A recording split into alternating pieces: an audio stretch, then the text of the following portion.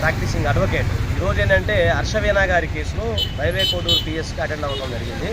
అంటే ఈరోజు అటెండ్ అవ్వడానికి కారణం ఏంటంటే మేడంతో సహా నేను అటెండ్ అవ్వడం జరిగింది. దానికి రీజన్ ఏంటంటే ఆ క్రైమ్ నెంబర్ 4 ఏదైతే ఆ ఎమ్మెల్యే అరవశ్రీధర్ వాళ్ళ తల్లిగారు పెట్టిన కేసు కానీ, అలాగే క్రైమ్ నెంబర్ 5 శంకర్రాజు గారు అని ఆయన పెట్టిన కేసులో కానీ దాంట్లో ఇన్వెస్టిగేషన్ కోసం పోలీసు వారి ఎంక్వైరీ కోసం మమ్మల్ని ఈరోజు రమ్మంటం జరిగింది.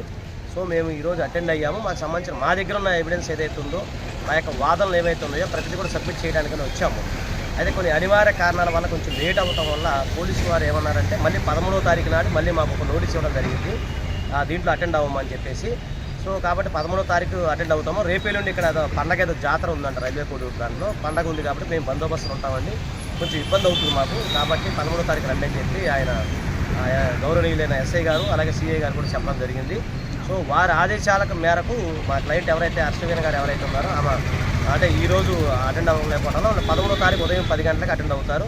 దానికి సంబంధించి ఏదైనా ఇన్వెస్టిగేషన్ ప్రొసీజర్లో మేము ప్రాసిక్యూషన్ వారికి మా యొక్క పూర్తి సహాయ సహకారాలు మేము అందిస్తాము.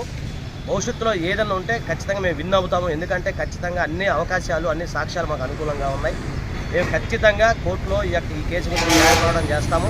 మేము ఖచ్చితంగా విన్ అవుతాం. ఈ సందర్భంగా అందరికీ తెలియజేస్తూ ఉన్నాము.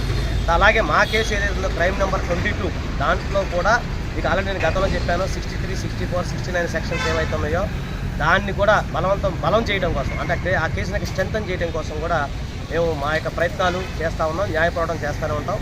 ఇంకా ముందు కూడా మీకు ఏదైనా ఉంటే అప్డేట్ నేను తెలియపరుస్తాను. థ్యాంక్ యూ, నమస్తే.